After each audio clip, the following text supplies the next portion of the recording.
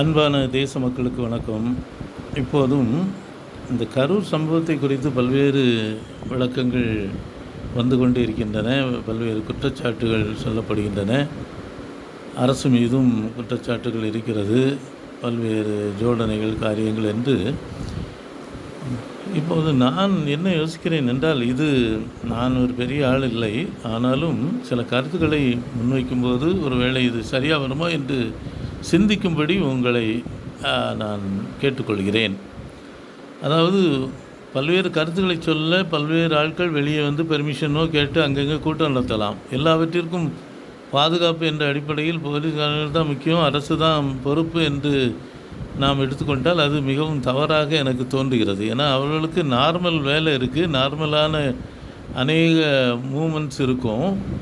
அதனால் இப்போது நான் சொல்கிற கருத்து சரியாக இருக்கும்னு நினைக்கிறேன். அதாவது யாராவது ஒருவர் வெளியே வந்து ஒரு மீட்டிங் போடுறதோ ஒரு கொள்கை பரப்பு ஏதோ பண்ண போகிறாங்கன்னா அவங்களுக்கு எதையும் பண்ணட்டும், மக்களுக்கு விழிப்புணர்வு உண்டாகிறதுக்கோ எதுக்கோ பாதுகாப்பு என்ற அடிப்படையில் அவர்கள் வரும் பட்சத்தில் ஒரு போலீஸ்காரர் தேவை என்றால் 5000 ரூபாய் ஒரு நாளைக்கு அவர்கள் கட்டிவிட வேண்டும். 10 பேர் வேணும்னா 50,000 ரூபாய் கட்டிவிட வேண்டும். இப்படி ஒரு அணுகுமுறை இருந்தால்தான் சரியானவற்றுக்கு வருவார்கள், சரியான காரியங்களை செய்ய முற்படுவார்கள், சரியான பாதுகாப்பும் அவர்களுக்கு கிடைக்கும், மக்களும் பாதுகாப்பாய் அதை கண்டு கொண்டு செல்வார்கள். கேட்டவைகளை அவர்கள் யோசிக்கக்கூடும், பயன்படுத்தக்கூடும். ஆகவே இப்படி யோசியுங்கள். ஒரு அரசு சும்மா எல்லாருக்கும் எது வேணாலும் பாதுகாப்புன்னுட்டு சும்மா பின்னாலே அலைய முடியாது.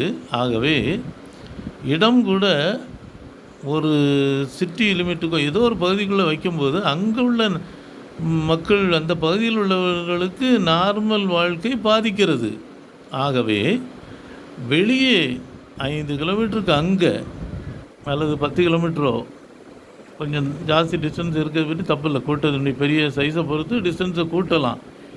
ஒரு இடத்தை அவர்கள் வாடகைக்கு எடுத்துக்கொள்ளும்படி அரசும் பேச்சுவார்த்தை சேர்ந்து நடத்தி உதவி பண்ணலாம். அங்கே அவர்கள் அந்த கூட்டத்தை நடத்தி முடிக்கும் வரையில் அவர்களுக்கு அங்கே வரைக்கும் வாகனங்களை ஏற்படுத்தலாம். ஏன்னா வாகனத்துக்கு டிக்கெட் என்ற அடிப்படையில் வருமானம் வந்து போயிடும். ஆனால் போலீஸ்காரங்களுக்கு அவர்கள் பணம் கட்ட வேண்டும்.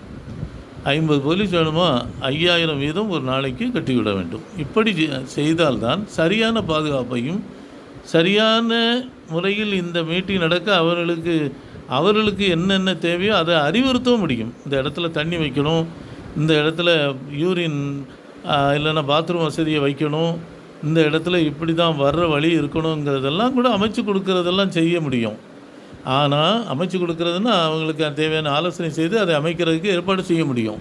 அப்படி இல்லாத பட்சத்தில் எங்கேயோ ஒரு இடத்துல நார்மல் வாழ்க்கையை பாதிக்க வைத்து இவர்களும் எல்லாம் வரல போகலங்கிற அங்கே அந்த மாதிரி தேவைப்பட்ட இடங்களில் ஆம்புலன்ஸை ரெடியாக நிப்பாட்டலாம், ஃபயர் சர்வீஸை ரெடியாக நிப்பாட்டலாம். அதுக்கு எது செய்யணுமோ செய்யணும். ஆம்புலன்ஸ் நிப்பாட்டுறது அல்லது ஃபயர் சர்வீஸை நிப்பாட்டுறதை பற்றி அதிகமாக நம்ம இது பண்ணலாம், நார்மல் இதாகவே எடுத்துக்கலாம். ஆனால் போலீஸ்காரங்க ஏகப்பட்ட பொறுப்பு உள்ளவங்களை அங்கே கொண்டு நிப்பாட்டணுங்கிறது ஒரு பண அடிப்படையிலேயே தான் இருக்கணுமே ஒழிய மற்றபடி இல்லை.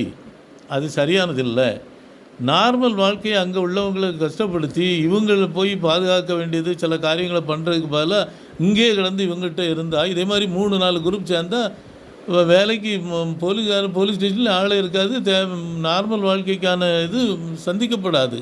ஆகவே சீர்திருத்தம் வேண்டும், யோசியுங்கள். அரசும் சிந்திக்க அழைக்கிறேன். நன்றி.